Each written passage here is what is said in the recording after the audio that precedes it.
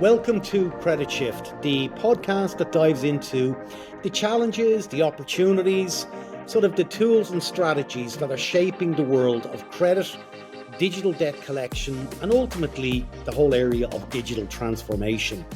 I'm your co-host, Mark Oppermann, co-founder at Webio. I'm joined today by one of my long-standing colleagues, Graham, that's you. Thank you.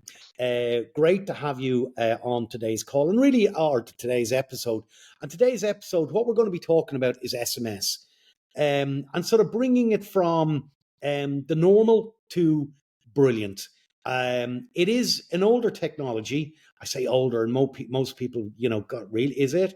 It's over 30 years old, but there's so much that we can actually use it today in ways that we can use it that will really sort of help your business. Because to be frank, I think, Graham, it really is still underutilized as a channel to engage with people, have conversations with people. There's so many areas that you kind of go, guys, there's so much more to SMS than just a simple blast out to get somebody to remind them that they need to do something. No, absolutely right, Mark. It's one of those things. I think because it's been around for say 33 plus years, really, people sort of think it's old, and they look at the restrictions and they go, "Oh, it's 160 characters," or "Oh, I can't do anything but just text on it." And it's, I just blast, as you say, people do blast messaging. But it's like looking at what analogy, I suppose. It's like looking at a car, isn't it? I've got the basic 1.2 engine car, but what can I put behind that? Oh, I can put turbo on there, I can put a bigger engine on there. And this is really what you can do with SMS now. So you've got that standard way of sending something, but actually, by adding those extras to it, you can make it really powerful and come, to the front of the race, really. And there are lots of reasons why that's a good thing. You and I obviously talked to lots of customers and they've all been using SMS for years. Oh, we don't really need SMS. But when you start to find out what they do, they pretty much all do the same thing, don't they? Oh yeah, we send out blasts and we tell people a call to action, call us, do something, and not much more than that. Some of them, we've dabbled in two-way. Well, how does your two-way work? Well, we tell a customer to message us back. Where does it come back to? How do you control that? Oh, an agent picked it up, or it comes back to an email address, or by adding those right things on, say that turbo and the bigger wheels or whatever analogy you want to use, SMS actually can be really powerful today. I think one of the biggest that I see, and I'm sure you see it as well, the biggest call to action is people sending an SMS out to say, ring us. And I'm sort of always sort of going, gosh, isn't that a bit disconnected and disjointed that you're going out on a channel and then you're asking them to come back in to a phone call? And let's just call it as it is. Today, more than ever, people just don't want to make phone calls. They know when they ring you, there's probably going to be a wait time, 5, 10, 15 minutes. That's why every time I speak with any of our clients and you ask them about call abandonment, it is a real issue that, there's never enough people at different times of the day, particularly those heavy pinch points mid-morning and going into early afternoon, to have enough people on the phone to answer. So the idea of trying to generate more traffic coming into a channel that's already busy and that you can't cope with, that for me always is, gosh, that's nearly sort of creating a problem.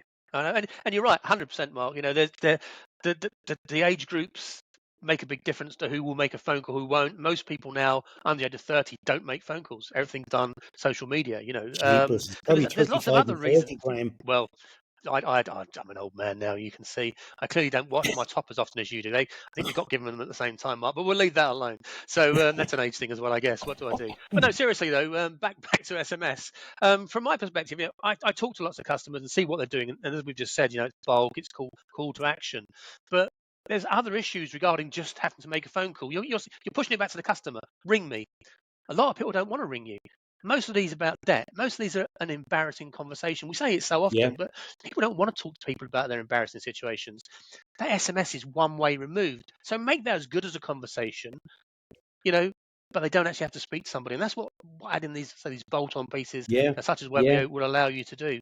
There's also another piece that I picked up on quite a while back with a client there's also people that are vulnerable, not just with maybe mental health or issues with credit, but also things like they've got issues with their hearing. It's like, I can't pick up the phone. I find it very difficult to have a conversation. Those people are using messenger channels, and SMS being one of the major ones. While we're still talking about it, because every mobile handset has SMS on it. Doesn't Yeah. matter where you sit, what phone you've got. You can use SMS. WhatsApp, you've got to have WhatsApp on your phone. Yes, there are benefits of that, and we talked about that before. But I think the with the number, focus on Graham, is SMS, 11% of the UK population is registered as hard of hearing. So and that ain't a small number of people. no, So, and we've seen this where people have text back in, thank you for allowing me to have a conversation in this channel. I'm hard of hearing and I don't like conversations on the phone. And to be honest, that it gives you a little bit of a lift sometimes when you see yeah, something like that, yeah. that actually, you're doing, and you're helping somebody out. So, but it's a real, like, it's, 10, 11% is a big number. Yeah, no, Um, absolutely. And you bring all those things together, Mark. And I've been through the stats so many times, and it's everyone says, well, the average SMS gets read within 30 minutes, and that's about an 80% mark. 80% of all SMS is read within 30 minutes. You read all these things, and they're still true today. There's so much spam and so much noise out there. How do you change that? And there are ways to do that. Make SMS smarter, using a name rather than a number. You yeah. trust who it's from more. We all know It was that's really interesting. easy If to we were cheat, just but to take a step back, Graham, the whole SMS has gone through exciting times. Then, if I go back 10, 15 years ago, they were being overused and there was a lot of spam. That's been weeded out by all the mobile networks. So the amount of spam SMS that happens today is a lot less than it ever was. And again, the this is networks true. are doing a lot to always try to eradicate that. And again, that's cutting down the avenues and those grey routes that people can just on volume SMS. So, and we're going to see less and less of that. Yeah, So it really has absolutely. turned the corner. It's a lot more valuable now than ever before. Yeah, no, I'd agree with that. I think we hit the peak of that sort of bulk SMS spam messaging. We're a charity. Can you pay us £10 a month? All those sort of things. No one knew who you were. Illegal marketing, all that sort of stuff. Yeah, that was jumped on and stamped on. And yeah, you're right. That noise is a lot less than it used to be. It's still there a little bit. There are ways around that. Yeah, And I think that's really where you start to bring in these background systems. Yes, you're sending out an SMS. It's 160 characters. It's more. For those of you that know SMS, you may know the standard SMS is limited to 160 characters. That would be charged by your network as one message, and then every 153 characters after that basically uses 7 to connect them together. Concatenation, as they call it, a word I wouldn't use very often. Can't say very often, to be fair. You then get sort of charged for each of those. So it's not an expensive message, but it's one of those things that people do look at very, very carefully, and they try and keep their message but lengths it's down. one, Graham, on that. Actually, some people nearly sometimes are too focused on having such a short message that actually Loses they it. miss the and actually Yeah, for the value that you get for spending one extra couple of p's for an SMS, my God, the return can. So actually, there can be a false economy there sometimes that absolutely. don't always think that you have to get it within 160 characters. We've seen that so many times. Um, Yeah, this is where the systems in the background come in, because you can control all of that. It's about A/B testing. What messages is working, what message isn't working. So being able to control that very quickly. So I want to, let's say, communicate with 30,000 people. Those 30,000 people may be at 4 different debt levels. Some are sort of need a nudge. Some are 30 days. Some are 60 days. Some are 90 day plus. Whatever they're going to be. Um, the problem we have today is that people bulk message everybody, ring this number, your debt is overdue, or whatever it is. So, by getting those 160 characters perfect and personal, this is where the personalisation piece comes in as well, which is very hard to do um, in many systems and many ways. But it's great and easy. Yes, just drop in hashtag name and it will drop the name in. But actually linking it to your database, what do they owe? What are their details behind all of that? Are they in month 3? Are they in month 9? How long has it been run? Having all that information available and using that to create campaigns as specific to that customer is much better. So it's personalized, and yeah. personalized doesn't mean longer. But what it does mean is more people responding. And I think that's the key part of that, really. So And I think you've hit the nail on the head there. that level of personalization, people then it resonates with them. Like the level of, and say when we move away from just a simple push outbound broadcast where you change that and you now want to have a two-way conversation with somebody, the engagement rate that you would have on SMS, for example, is probably 2 and a bit times what you'd get on your dialer. So just think about that for a second. 2.5 times what you get in your dialer, and how much time, effort, resource do you put into your dialer activity? So, SMS is going to deliver. And, when you start to look at, actually, we can automate a lot of the conversation. Because you think about like what happens on the phone, the minute, for example, if I was ringing Graham, if you were the agent and I was the customer, the first thing that you're going to have to ask me is a range of questions for identification and verification. Again, you're probably brain dead asking those. If you were the agent, oh, not again, this thing again.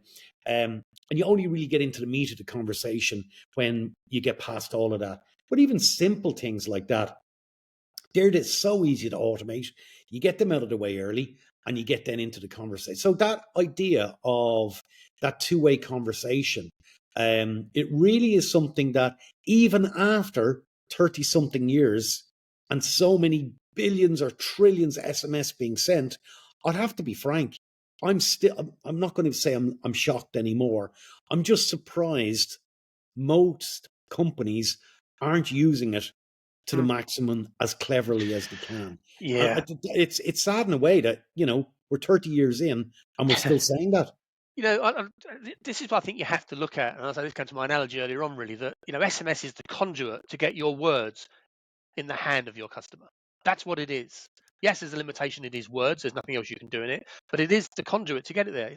SMS, short messaging. That's what it is. It's Yeah. what you have behind that. Say the personalization piece, and as you say, that automation and AI piece is really key, and that's something that has really moved on over the years. And I don't know people on the call here or listening to us today are aware of, but we've gone from that. Okay, someone's responded.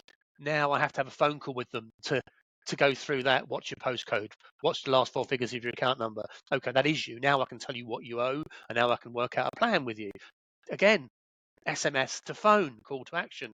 That then starts to come SMS two-way. SMS two-way went down the route of saying, well, okay, what we can do is when somebody responds, we'll ping it in front of an agent. An agent can now go onto a third-party screen, have a look at the CRM, get the customer up, say, oh, can we just confirm I'm speaking with Graham Bragg, Mark Oppermann? Can you please give me X, Y, Z details? And they'd match them, and then they would continue the conversation on. That then moves on to where we were probably a year and a half ago. That says, okay, well, can we automate that? Take the agent out of that mix and say, okay, look, we've got a response. First thing I need to do is just send a message back saying, can you give me your date of birth, please? And the person would respond with the date of birth. And that was great. Either a human would match it, again, bringing a human back, which you don't really want to do.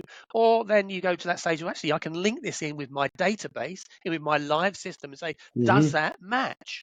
And it would match or it wouldn't match. And then that caused a problem with people going, oh, this is great. I've got rid of agents. But people are telling me their date of birth is the 1st of the 3rd, 1924. I'm not that old, by the way. I'm just saying it, a made up number.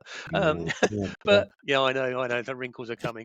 But that was fine, but actually I've got my database held with it in the opposite order, in the American order, so it wasn't matching. Some people are coming back saying, oh, I'm the 3rd day of December in whatever, 72, whatever. And it just wasn't matching because it had to be an exact match. Say yes, say no, exact date. And then you had to put things in there, well, please respond in this way. That's gone now as well. So the SMS can basically say, give us your date of birth and the last 4 figures of your account number. Someone can go back and say, hi, yeah, Mark, I expect I'm going to be speaking to you again later on. My date of birth is actually, my birthday's next Wednesday, but I was born in 1972. And you want the last 4 figures? Oh, yes, that's X, Y, and Z. So AI now breaks that down and it says, I've got a date. What is that date? Can I match it Puts it using into the different right versions? format and then checks it. And really, Simple but that really is powerful. where that whole thing has moved on massively, hasn't it? That, as you say, the power of the machine. Previously, if you had a computer speaking with a computer, automation would have worked because it would have been exactly what the one machine wanted the other to say. Now, the only problem is the humans, us awkward so-and-sos, we're cheapers. We always try to break the system. Where that AI now, and then even the interesting bit is the next step on, because that's an important step, as you say. But then even when somebody goes, look, I just want my balance. I want to pay. I want to do this. Okay, I'm being very simplistic there, but those things could be said in a range of ways that, now the models and the AI models are trained, to get them through the ID and V, as you really gave the examples there, but then also now to understand, well, actually, what does the customer want? What I want. Yeah. So Yeah. the idea of that, and retail have been really good at this. They talk about personalized journeys and, presentation and personalization of content for a customer. But this really would be a personalization of a customer journey. Because how many times have you felt that you went from A to B to C to D, but actually you knew that you just want to jump to a certain point in the conversation, but Absolutely. you were carried through all of this to get to that point. And that really would be where and we see that today, customers are designing much better journeys for their clients. They retain them. They really give a good customer experience. And ultimately, the end goal, it's a win-win. The end customer gets what they want, but also the business is the win. They're probably going to have a better engagement rate, equaling a better collections rate, plus also a better customer experience retention rate. So Yeah. it's a win-win all around. It is an interesting one. You've seen, Graham, a lot of the sort of the integrations as well come to play. So you've mentioned like data and what have you. That's something that I think people talked about APIs going back 3 and 4 years, but they really have come to the fore now, about that personalization in real time and dropping information in. Well, any sort of key observations that you've seen there? Yeah, it's really all about the customer journey, and you mentioned the customer journey, but there are different parts of customer journey. There are sort of, can I interact with you? Can I interact with you 24/7 because I actually just got home from work at 8 o'clock and there's no agents available, but I still want to find out this answer, and then the system actually understanding that. And I think that was always the biggest challenge that people had originally, was to say, well, all these things are great. I love the personalization, I love the channels, but if I lose my customer, it's not as good as having an agent on the call. I'm in a bit of trouble because it could go wrong. People are going to get upset with me. We've all been over the years on those conversations where you started off and it gets you into a loop, or it doesn't understand what you say, and you've basically just wasted your time.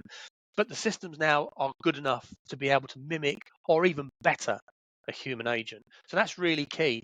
And a lot of that's down to, as you say, API and connectivity with back-end systems. So it is checking what's the latest bit of information, what's happening, is that information correct? Oh, I understand they've asked for the next date of payment and what that payment will be, and can they pay half of it now and defer by whatever? All those things with NLP and AI get understood, get stripped out.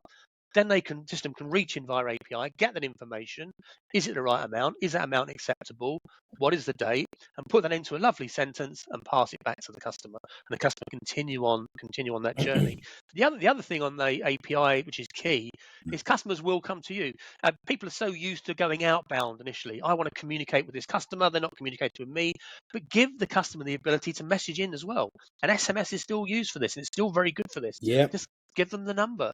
Customers can start a conversation, and that can then be linked through these Yeah, automatic agents, no, very AI, much so. you know, It's and worth noting, actually, just on a small, and I know that we've mentioned it before, but that SMS number that you use, and that you share with clients, there's no reason why that number can't also be your WhatsApp business account. absolutely. So Yep. again, we're not talking about WhatsApp today, but it's that power of advertising one number. And again, you're not dictating to somebody, you have to engage with us on SMS or WhatsApp. You give them the number and away you go from there. But Yeah. SMS is an incredibly powerful. One It is. thing, Graham, that I Sorry, I'm think, going to jump. I'm going to jump in much. One thing I wanted to say before we wrap to the next piece really was that we're talking about APIs and connectivity. One of the other yes, really important pieces that people are still, in my opinion, not doing enough of, is automatically triggering messages out to individual customers when something happens. So what you can do Yeah. very easily now is you can say on my system, actually, look, this person has just done this, or this has just happened. I want to communicate with them. So just literally the API says, okay, they've just done that. Send out message Y, personalize it with what they said in this, and then ping, that arrives on their handset. And that's Yeah. a really important part, I think, of moving forward and getting people communicating with you and feeling more natural about doing these things, without agents being involved. So And then you're not waiting for a batch file to run maybe a day, maybe 2 days later. yeah, So absolutely yeah. agree. One of the things there, Graham, that it's a general sort of a little bit of concern as much as anything. And people, and we talk about AI a lot to different people, but it's that actually general understanding of, because AI means a lot of different things to a lot of different people. And one of the key things would be that, when people hear AI, and it's still a genuine concern, that the I saw AI is you. going to I saw start you were to put off there, Mark. You had a young lady sit behind you. I saw that. Don't worry, it's fine. She looked very relaxed. Carry on. you have the AI generating responses that are going out to clients and what have you. So that's something that that doesn't happen. Again, everything that on the AI side happens on the side of the agent or on the business. So that whole compliance thing would be happening where you're not, the machine isn't just saying anything random. Everything is scripted going back out. Yep. Full This is control. something that you'd hear as a concern on an ongoing basis. Yeah, it is, because a lot of people have dipped their fingers into large language models like ChatGPT and so forth, and they understand that this can create answers for you, and I can control that answer by putting extra bits of Yeah, commands in. It's still not compliant. It's still very, very, very dangerous, and we know that with working closely with clients that have been doing it. And as you say there, by having that full control, personalization, bringing the right data in, can be very complex mix of data to create the sentence, but not generating that full sentence is, yeah. there's no hallucinations in there. We've all sort of heard about those over the last few years. AI hallucination can be a nightmare. It can just make things up. It fills But again, gaps, that comes back so to what we've done is that we've taken 4 years to build that customized collections language model. Again, it's the guardrails, it's the guidance, the regulations, the compliance. All of those things are really important. So yeah. we're not, and look, frankly, it just wouldn't be allowed by any compliance Okay. director where you'd actually start to be able to go back and just start to make up replies. Now, Okay.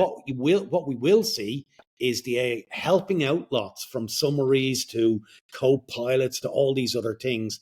But again, that's just really enhancing the power of what SMS can generate for your bit. So that the minute you're into a conversation, it's just going to make that conversation flow even easier. No, indeed. And this really comes to regulations and compliance, doesn't it? You've got to work within boundaries. And this is where SMS actually is still really good. There's no opt-in, yes, people can opt out, but there is no opt-in, which you have to have with many of the other channels. If this is a debt collection strategy, Yep, it's part of that process, finance process. So it's very easy just to get out to people. Then it's making sure that you don't say the wrong thing. It's making this a benefit to them. And this is where all these other pieces come in. And then that compliance of saying, I've got to always say the right thing. I've got to cover myself and audit that and log that and have what we call insights, dashboards that are showing me what's going on as well. So you can yep. continue control and understand it. Yeah, no, I think, the SMS definitely, we talked about noise coming and noise going, still being there a little bit. But, I think the fatigue of SMS has gone. Definitely, I'd agree with that. I think with all these pieces we've talked about, the AI and the automation and the ability to really stretch it to its maximum, is keeping it still a very, very powerful. And I would say And most of it's my clients, underutilized. And that's something I think what we really want to get across today. And it's only a channel. So everybody always thinks, oh, something new is going to be better and replace. Frankly, no, it's not going to replace it. It can work alongside to help and complement any of the other stuff that you do. So if you're not using SMS in a two-way, conversational way, you're absolutely missing out. There's no two ways about Absolutely. it. And As it's simple as highly that. cost effective as well. Oh, SMS is hugely. still really cheap, and as I said earlier on, I repeat it again, it's cost effective, and it can be received by every single handset that's out on the Yeah, market. You're getting yeah, to everybody, and as I say, they band around an 80% average response within 30 minutes, or being read within 30 minutes. It's still a really powerful tool. Hence why I think we need to cover it here, and maybe in a bit more detail at another point. So yeah. No, good, good. Listen, I think that we're at the end of today's podcast. Really, what I would like to say thank you for today. Our next episode is the next stage in the SMS evolution. So it is going to change. Rich business messaging is happening as we speak. So it is only around the corner. And again, it's not going to happen overnight, but it will certainly add value to what we've just talked about today. So thank you. Please look out for our next episode, and we hopefully you can join us for that as well. Thank you. super. Pleasure as always, Mark. Thank you.